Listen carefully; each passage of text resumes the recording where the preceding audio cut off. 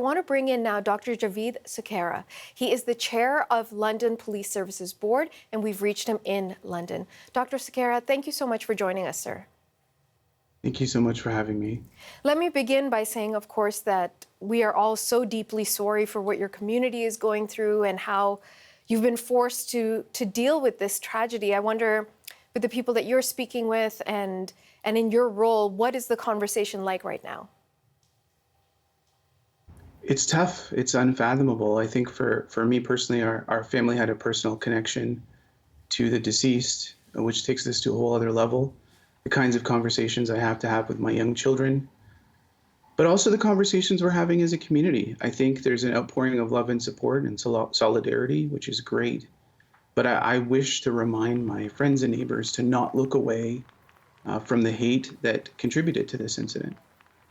I want to talk to you in a bit about that family connection, as much as you feel comfortable with that. But let's talk about that broader issue. And it might be difficult for you to answer. I appreciate that. But, you know, so many people are interested in the police investigation and the charges that might come. So we've got 4 charges of first-degree murder, 1 charge of an attempted murder. Are other charges coming, to the best of your knowledge? So just like with any criminal investigation, there isn't anything specific that I can speak to directly related to the investigation. In these matters, we, as a board, defer to the chief and the service.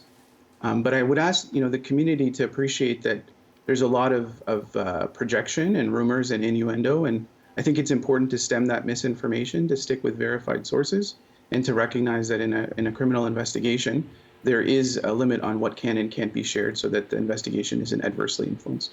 Can you talk to me about that misinformation that concerns you? Let's clarify some of that then. What is it that you're hearing that you want people to understand is absolutely true or not true? What's the case there? So I think that very little is known about the individual who perpetrated this murder. I'm not going to share his name because I don't want to give him that recognition.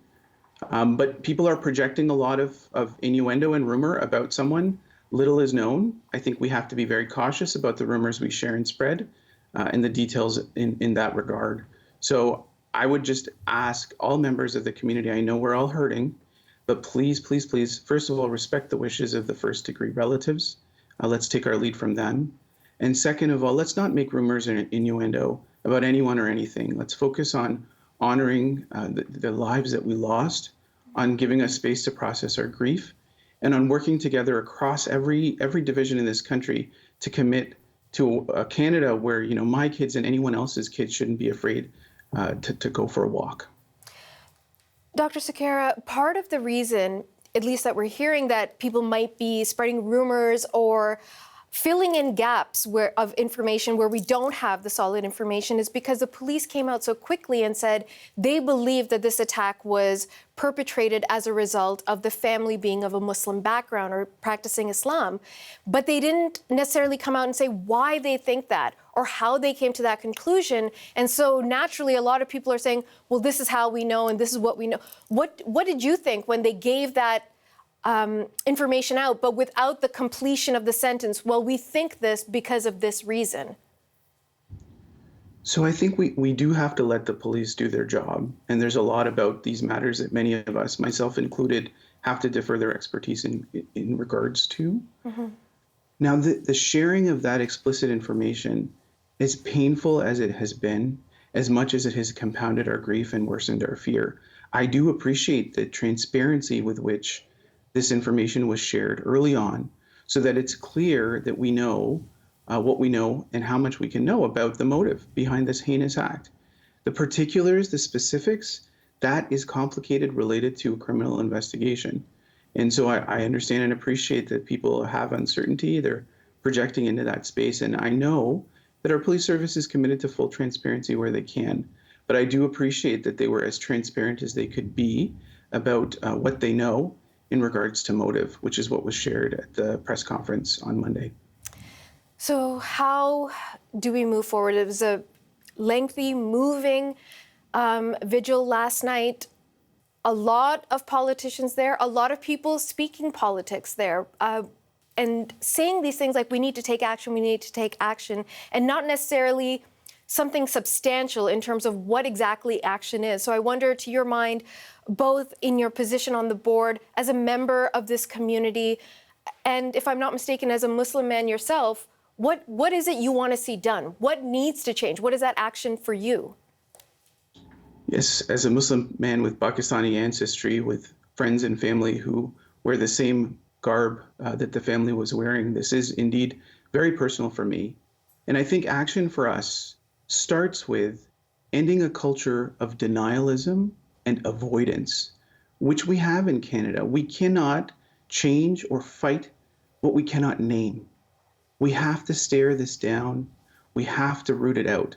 But we need to stop with the silence and the minimization. We need to stop with the performance and the pretending. Families like mine, like anyone else's, are not political props. We should not be humanized or dehumanized because of political debate. This is a simple question for us as a nation. What kind of world do we want? And if we want to solve it, if we want to address it, we have to start by naming it. Let's name it. Let's look in the mirror at ourselves, and then we can work together to take action from there. If it's okay with you, I would like to ask about the Afzal family. As you mentioned, of Pakistani background, you had a relationship with them. You know, as much as you feel comfortable sharing, what was this family like? You have a young woman in Yumna who's got big dreams.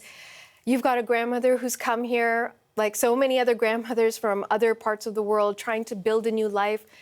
What did they share with you that you can share with us?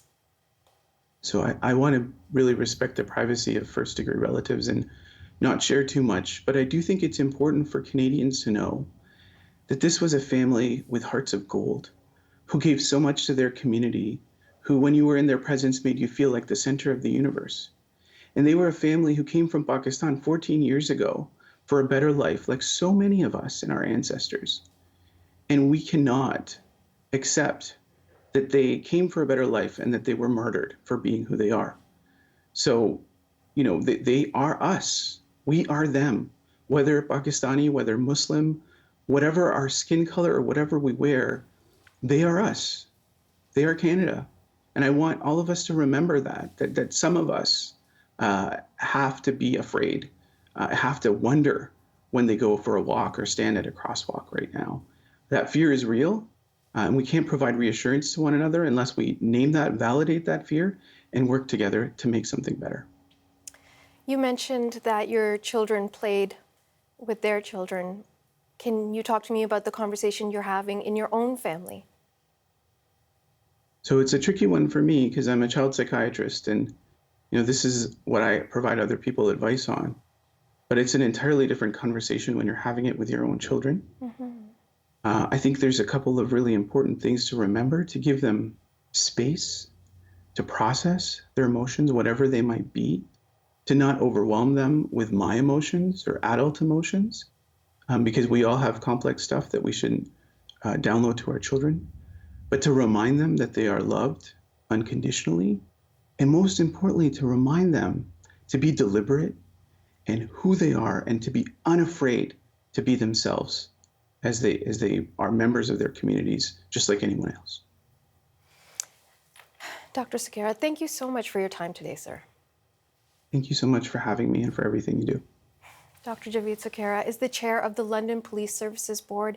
He was also a friend of the families. We've reached him in London, Ontario.